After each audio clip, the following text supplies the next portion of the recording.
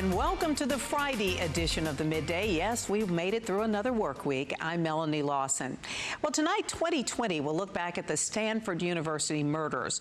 3 women killed within a 19-month period in the early 70s. Decades later, DNA would link the killings to 2 former school employees. Well, joining us right now with a preview of tonight's provocative 2020 is ABC's Amy Robach.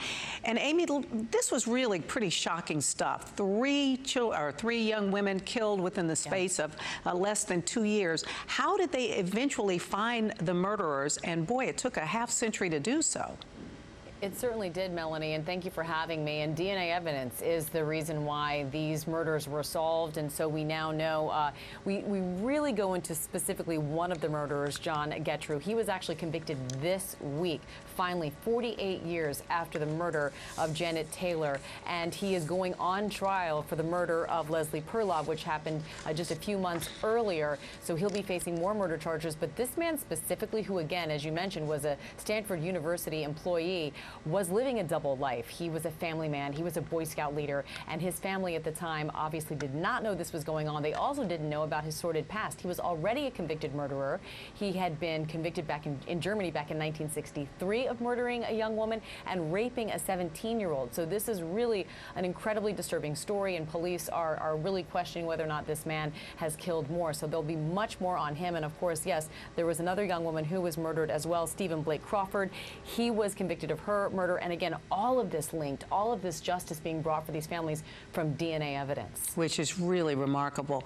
Also, really amazing that there were 2 separate murderers. At one point, did they think perhaps there was a serial murderer on the loose?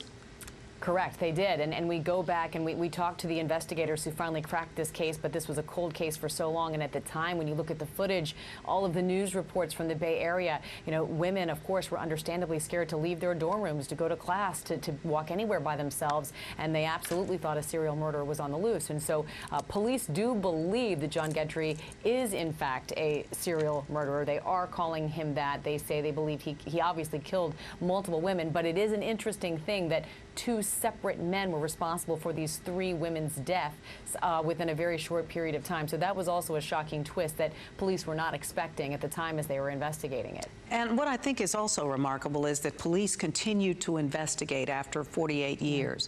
At one point, you would have thought they'd say, well, you know, this is just one of those cases we'll never solve.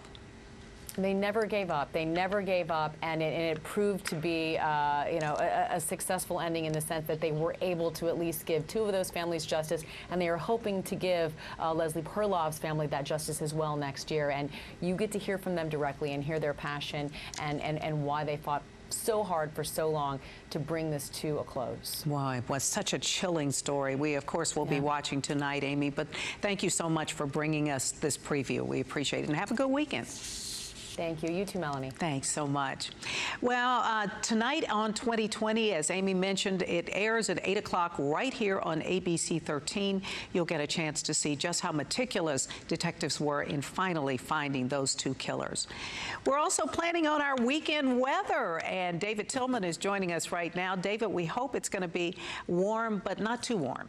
Yeah, not too warm coming up this weekend, but there will be some showers around. It seems like that's all people care about is the weekend forecast and that cool front that we've been talking about for next week. But for the rest of your Friday and into the evening hours, it's going to be nice out there. Rain chance at less than 20%. We'll be down into the upper 70s as we approach 10 p.m. And as we check the extended forecast, there's that 40% chance for scattered showers and storms over the weekend, 20% on Monday. And then we've got a fall front coming, Melanie, on next Wednesday.